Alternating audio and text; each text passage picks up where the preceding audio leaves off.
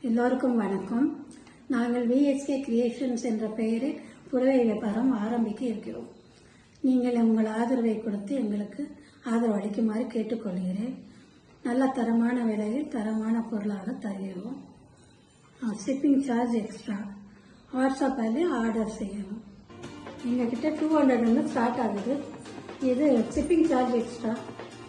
இது without blouse 200.